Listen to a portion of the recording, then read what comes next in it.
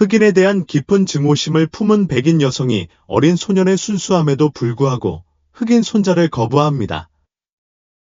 그녀는 그와 아무런 관계도 맺고 싶어 하지 않았습니다.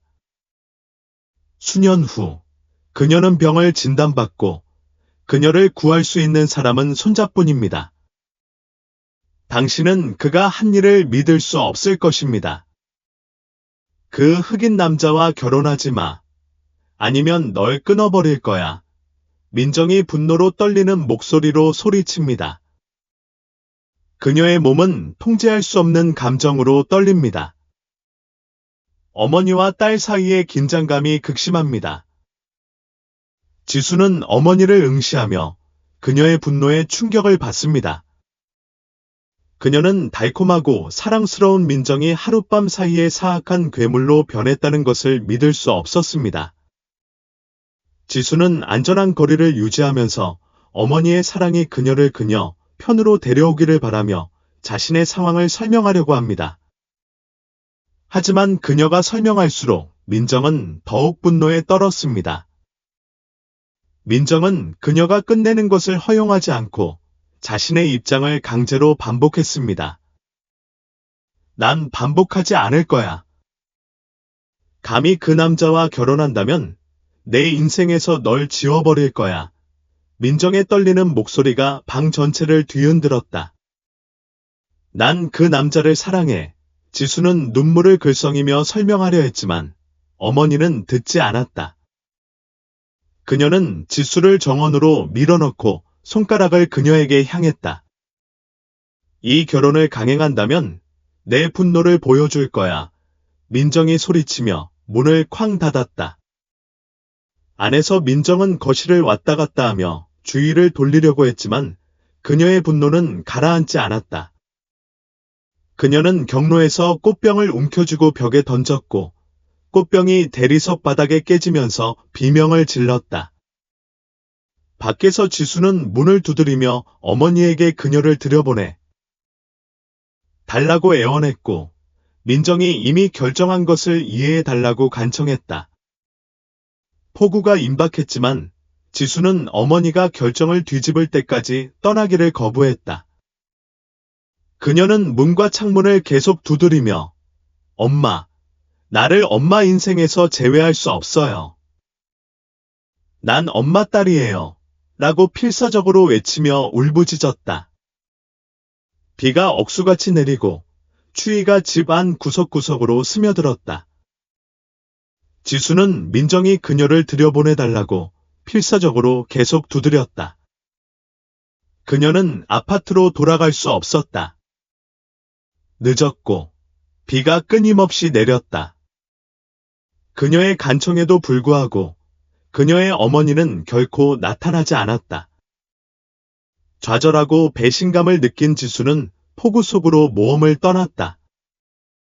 그녀의 아파트는 엄마 집에서 팔걸이 떨어진 곳에 있었고 택시나 교통 서비스가 없어서 그녀는 걸을 수밖에 없었다. 그녀는 신발을 벗고 큰 웅덩이를 걸어 집으로 돌아가는 길고 젖은 여정을 감수했다. 그곳에서 그녀는 잘생긴 흑인 남자를 발견하고 그에게서 눈을 떼지 못했다.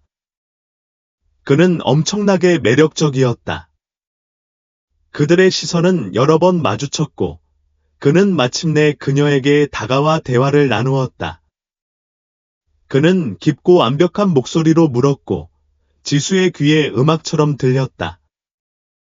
그녀는 그에게 끌렸지만 그녀는 어머니가 유색인종 남성에 대해 어떤 생각을 가지고 있는지 알고 있었다.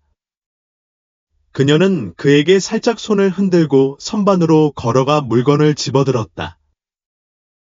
준호는 여전히 그 자리에 있었고 완벽한 이빨로 그녀에게 미소를 지었다. 그는 카드를 꺼내서 물건 값을 지불했다. 그녀는 그에게 고맙다고 했지만 그럴 필요는 없다고 느꼈다. 그녀가 떠나려고 돌아섰을 때 그는 긴 걸음을 내딛고 그녀 앞에 섰다. 나는 배관공이야.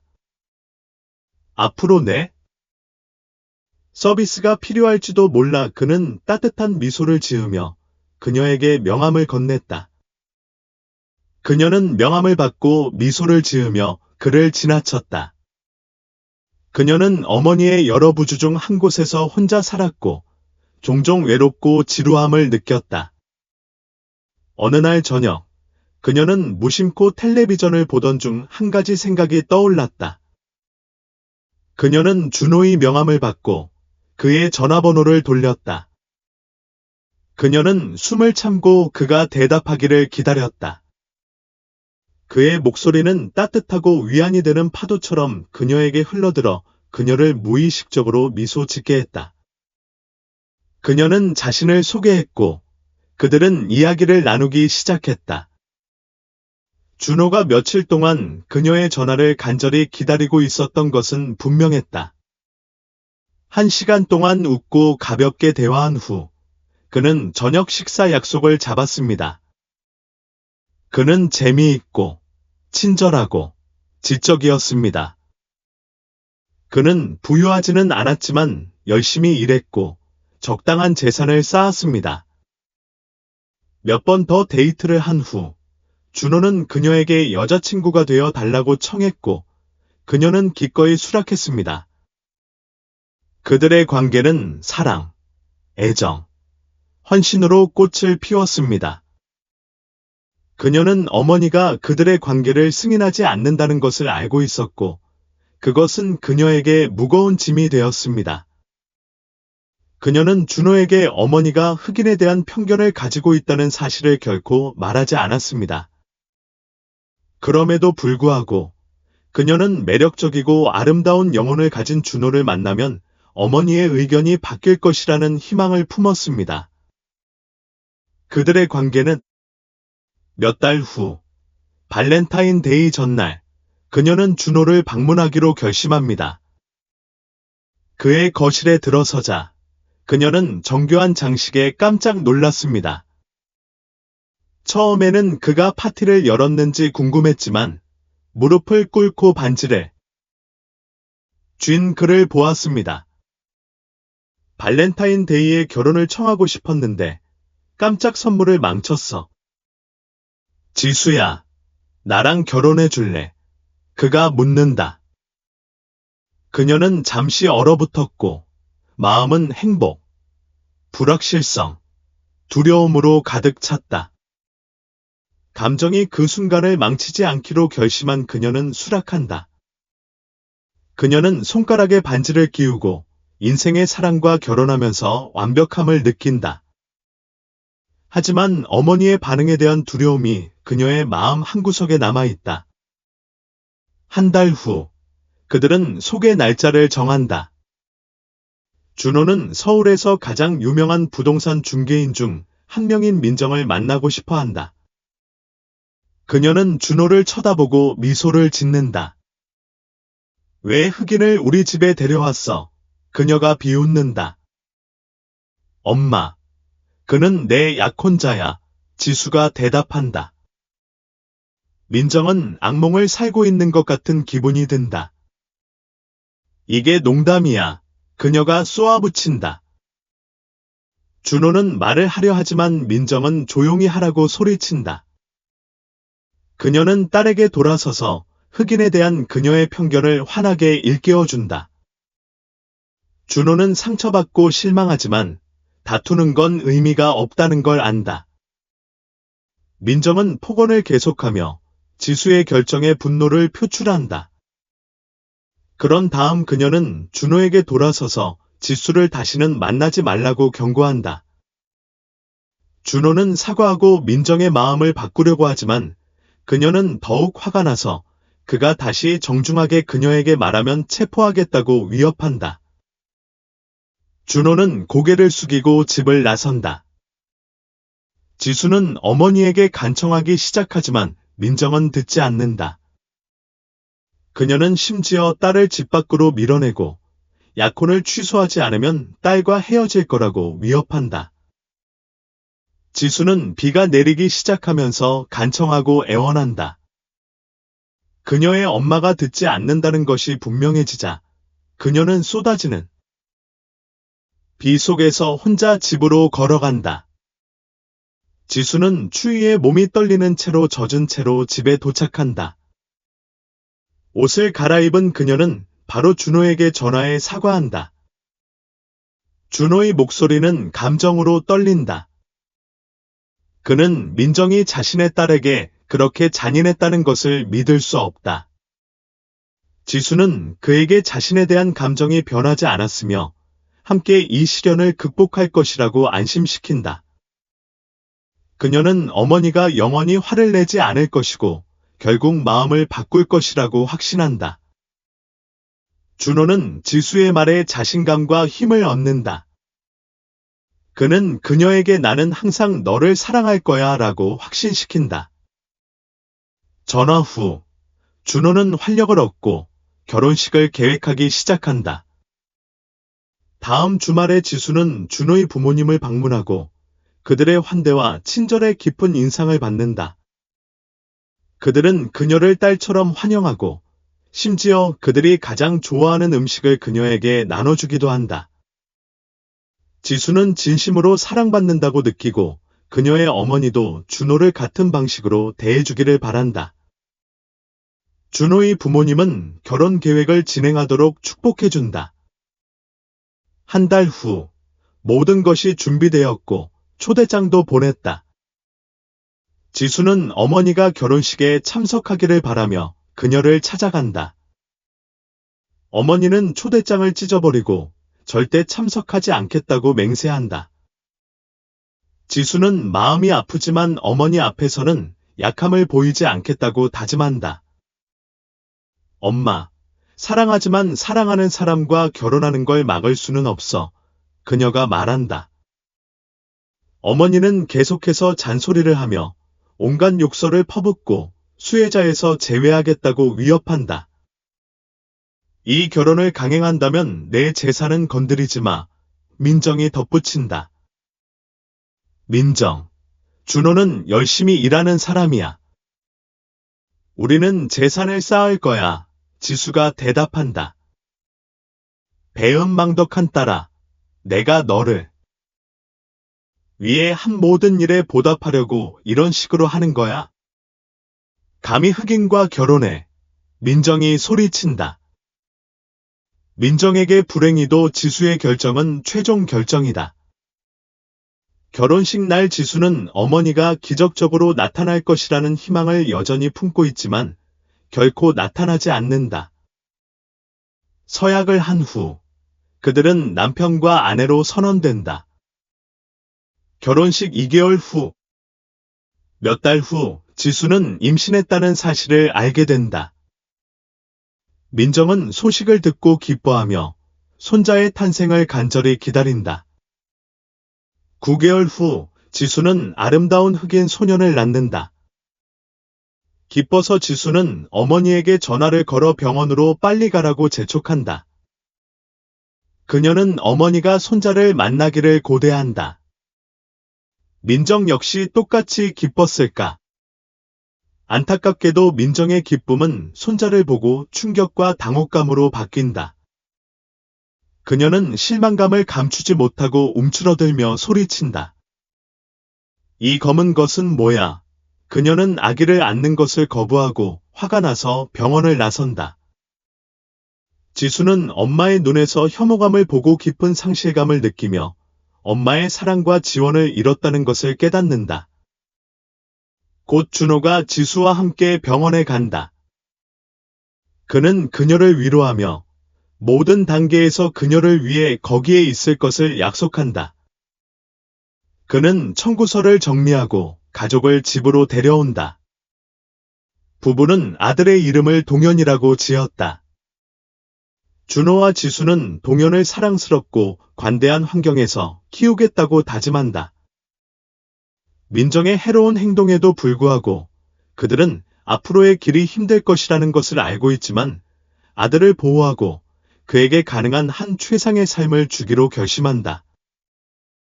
지수는 눈과 코는 그녀의 아버지와 같지만 피부색은 그녀의 피부색인 동현에게 깊이 애착을 느끼고 새엄마로서 모성애가 어렵다는 것을 알게 된다.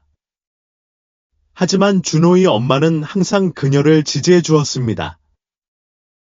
여전히 흑인 손자가 있는 것에 실망한 민정은 지수를 찾아가지도 전화를 받지도 않습니다. 몇 달 후, 민정은 마침내 딸을 찾아갑니다. 손자에 대한 그녀의 태도는 충격적입니다. 그녀는 손자를 안는 것을 거부하고 그가 그녀에게 다가올 때마다 얼굴을 찡그립니다. 그가 무슨 해를 끼칠 수 있겠어? 지수가 묻습니다. 그는 흑인이야. 민정이 말합니다. 동현에 대한 민정의 태도는 결코 나아지지 않고 시간이 지날수록 악화됩니다. 심지어 아기 동현조차도 할머니의 경멸을 느끼고 그녀에게서 멀어집니다. 그럼에도 불구하고 지수는 어머니가 결국 변해서 손자를 자신의 자식처럼 사랑할 것이라는 희망을 붙잡습니다. 5년이 지났습니다. 하지만 민정은 손자에 대한 적대감을 계속 가지고 있습니다. 그녀는 준호를 인정조차 하지 않습니다. 어느 날 저녁 지수는 어머니를 찾아가 요리를 준비합니다. 동현은 할머니의 애정을 바라며 거실에서 할머니에게 미소를 짓는다. 미소 대신 민정의 얼굴은 혐오감에 일그러진다. 동현이 다가가지만 그녀는 마치 그를 위험한 존재인 양 밀어낸다. 이런 행동을 보고 지수는 경로한다. 결정적인 순간이다. 어떻게 누군가가 순진한 아이에게 수년간 이런 증오심을 품고 있는지 이해할 수 없다. 지수는 민정에게 맞서 다시는 그녀의 집에 발을 들이지 않겠다고 말한다. 며칠 후, 지수와 그녀의 남편은 부산으로 이사한다. 민정은 결코 사과하지 않는다. 딸이 항상 그랬듯이 돌아올 것이라고 확신한다. 하지만 이번에는 지수가 결심한다. 어머니와 딸 사이에 연락이 없이 세월이 흐른다. 민정은 지수를 그리워하지만 결코 손을 내밀지 않는다. 7년 후, 그녀는 마침내 전화를 걸어보지만 전화가 걸리지 않는다. 지수가 차를 바꿨나? 그녀는 궁금해한다. 어머니와 딸이 헤어진 지 18년이 지났습니다. 이제 나이가 든 민정은 건강 합병증으로 고생하기 시작합니다. 그녀는 가정 간병을 거부하고 건강이 악화되고 있음에도 불구하고 일상생활을 계속합니다. 병원 검진에서 의사는 그녀에게 이식이 필요한 심각한 질병인 신부전증 진단을 내립니다. 그 다음 달에 가까운 가족 중 누구도 기증할 의향이 없고 호환되는 사람들도 일치하지 않습니다. 민정은 건강이 악화되면서 앞으로 무슨 일이 일어날지 두려워하며 암울한 상황에 직면합니다. 연락할 수 있는 아들이나 딸이 없나요? 의사가 묻습니다. 민정은 딸이 있지만 어디에 있는지 모른다고 밝힙니다. 의사들은 그녀를 찾아 연락하는 것을 임무로 삼습니다. 한 달 후, 민정은 심각한 건강 위기를 겪습니다. 다행히도 근처에 간병인이 있었습니다. 구급대원들이 그녀를 병원으로 데려갔고, 의사들은 그녀를 안정시키고 암울한 소식을 전했습니다. 그녀는 다음 주 안에 신장 이식을 받아야 했고, 그렇지 않으면 치명적일 수 있었습니다. 딸의 말 없이 민정은 죽음의 가능성을 마음속으로 받아들였다. 의사들은 잠재적 기증자의 소식을 기다리는 동안 그녀를 침상 안정시켰다. 이틀 후, 민정은 가족 중 한 명이 병원 접수실에 와서 신장을 기증할 준비가 되었다는 것을 알게 되었다. 의사는 그녀를 휠체어에 태워 접수실로 데려갔다. 놀랍게도 그녀의 23살 손자 동현이 미소를 지으며 서 있었다. 안녕하세요. 할머니, 그가 말했다. 저는 할머니가 아니에요. 그녀는 차갑게 대답했고, 그녀의 눈은 결코 사라지지 않는 경멸로 가득 차 있었다. 그녀는 딸을 찾았지만 찾을 수 없었다. 그녀는 지수에 대해 여러 번 물었지만 동현은 아무 말도 하지 않았다. 민정은 계속 물었지만 동현은 매번 교묘하게 주제를 바꾸었다. 그는 그녀의 건강에 대해 물어보려고 했지만 그녀는 무시했다. 1시간 후, 의사가 놀라운 소식을 가지고 돌아왔다. 동현의 신장이 그녀의 신장과 호환된다는 것이었다. 의사는 더 이상 시간을 낭비할 시간이 없다고 설명했다. 민정은 인생이 얼마나 예측할 수 없는지 깨달았다. 그녀가 그렇게나 싫어했던 그 소년이 이제 그녀의 구세주가 될 것이었다. 아직도 내 신장을 원하니? 동현이 물었다. 그녀는 살고 싶다는 것을 깨달았다. 민정은 자신의 실수의 무게에 압도되어 눈물을 흘렸다. 인종차별의 짐은 가족을 앗아갔고 그녀는 그것을 허용한 것을 깊이 후회했다. 해가 지면서 이식 일정이 정해졌고 동현의 오른쪽 신장은 성공적으로 제거되었다. 9시간 후, 이식은 성공적이었다. 민정은 병실에서 깨어났을 때 그녀는 사위와 손자를 포함한 유색인종에 대한 증오를 품고 보낸 세월을 회상했다. 오늘 새로운 관점으로 그녀는 딸이 항상 옳았다는 것을 깨달았다. 흑인은 친절하고 사랑스럽다. 민정은 과거의 편견을 깊이 후회했고 지수에게 사과하고 싶은 강렬한 욕구를 느꼈다. 그녀는 딸이 자신을 용서해 주기를 바랐다. 몇 주 후, 민정은 퇴원했고 손자가 그녀를 집으로 데려왔다. 그는 그녀가 자리를 잡도록 도왔고 심지어 그녀를 위해 식사를 준비하기도 했는데 그녀의 이전 태도에도 불구하고 친절했다. 식사를 하기 전에 민정은 다시 한번 울며 용서를 구했다. 동현은 따뜻하게 웃으며 오래전에 그녀를 용서했다고 말했다. 민정은 지수에 대해 물었다. 그녀는 그녀와 준호에게 사과해야 했다. 동현은 충격적인 사실을 밝혔다. 준호와 지수는 7년 전 기차 사고로 죽었다. 민정은 그 소식을 듣고 거의 쓰러질 뻔했다. 그녀의 마음은 슬픔으로 무거웠다. 그녀는 통제할 수 없이 흐느꼈고 동현은 그녀가 심장마비를 일으킬까봐 두려워했다. 딸이 나쁜 관계로 떠났고 영원히 사라졌다는 것을 깨닫는 것은 고통스러웠다. 민정은 몇 시간 동안 울었고 동현은 그녀를 위로했다. 민정은 인생의 아이러니를 깨달았다. 그녀가 거부했던 사람이 이제 그녀의 유일한 가족이자 그녀의 재산을 물려받을 사람이었다. 그는 그녀가 늙어가는 동안 그녀를 돌볼 사람이었다. 민정은 부끄러움을 느꼈고 무릎을 꿇고 용서를 구했지만 동현은 그녀를 막았다. 그는 그녀가 용서하기 훨씬 전에 그녀를 용서했다고 반복했다. 하지만 그는 단순히 어머니의 바람을 따랐을 뿐이라고 분명히 했다. 어머니는 항상 그와 좋은 관계를 맺기를 바랐기 때문이다. 지수는 동현이 항상 친절하고 자상하다고 생각했고 그는 그것을 어떤 것과도 바꿀 수 없었다. 민정은 자신에게 동현을 소중히 여기고 사랑하겠다고 약속했다. 그녀는 그가 자신의 살과 피라는 사실에 감사했다. 과거의 편견을 되돌아보며 민정은 동현이 복수를 했다면 그녀는 살아남지 못했을 것이라는 것을 깨달았다. 미안해, 지수. 미안해, 준호. 그녀는 마지막으로 속삭였다.